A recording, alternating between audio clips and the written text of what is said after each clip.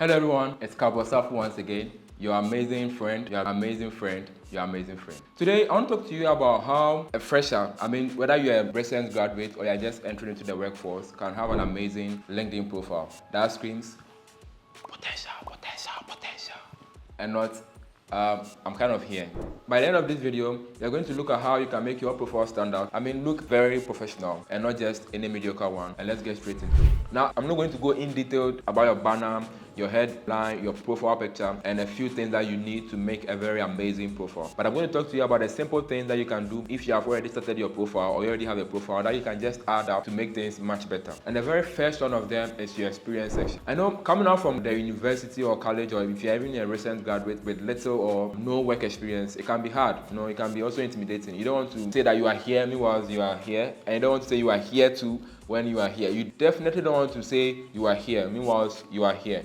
Alright, so what I would encourage that you do is just take your time, do a little reflection. Your internship opportunities that you had, little works that you did on campus that you don't really consider, whether you volunteered in any role, whether you helped with any committee or anything that you did on campus, even if it means a study group where you were kind of the person organizing stuff, they are all experiences. It's better to put something in that experience section. You have to try and put something there. You just have to do a little reflection. It's always advised that if you are in the university, you try and as much as possible to do at least one internship so that you have just a feel of the workspace. People come to the profile, they go to the work experience, they want to see whether you've had that exposure, work setting exposure, working with people, working under people. They want to just see that. So if they come in and they don't find anything that is scary, so you want to do that and you want to list internship opportunities. For instance, when I was in a university, I didn't do student politics, but maybe I served in a role as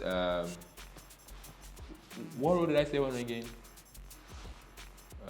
When I was on campus, I sold a lot of solved question banks, right? So I can bring that one up and package it nicely that I had a little organization that did this, and you list that experience and then you list the skills as well. That brings me to the next thing, the skills section. Guys, you have to list skills that were associated to anything that you did. And please do not try to be too modest. Say, for instance, you work with people. It's a people skill. You list that one there. You are the one organizing the event or helped the organization. Organization skill. You helped anything that you did. Whether you were there and you are just sorting out files. It's still a skill.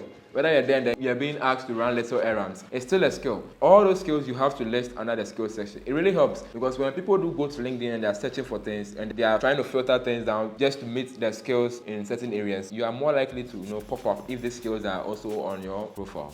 And the next thing is your education and certification. I would always advise students that if you're on campus and you have 3 or 4 years or 2 years with you, that's a very long time. Your parents are paying you to study. Take it that way. They are literally willing to do many things just for you to see you make it. That is an opportunity for you to learn skills, whether they are related or not related to whatever you are studying in school. So you try as much as possible to get lots of certification. If you get a lot of them, great. You can list all of them there, and you should list a lot of them there. If you just have maybe 1 or 2 of them, let's say the only one that you got from graduating school, please, you have to make sure you list it. It also adds a little X factor to your profile. And the next thing is recommendations and endorsements. I go to many LinkedIn profiles and then you see that this person has an amazing profile, but then I see very little to no recommendations, and I wonder why that is so. I know sometimes it doesn't really cross your mind to think about how I can add in recommendations, but when I go to your profile and I go to your recommendations tab and I see that somebody other than you is saying something about you, it says a lot about the person, but it says a lot more about you, that you are somebody who has worked with people and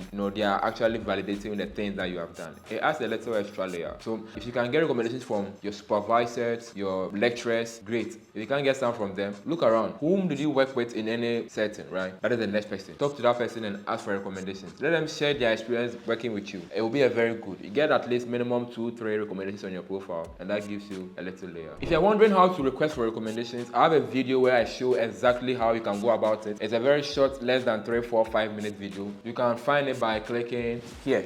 Yeah, here. Click them and then check out that video. Growing an amazing LinkedIn profile and following an audience takes time and it takes effort, but then I know we can get there. Like this video and check out other videos on LinkedIn where I share about how you can get the best out of LinkedIn. Catch you in the next video.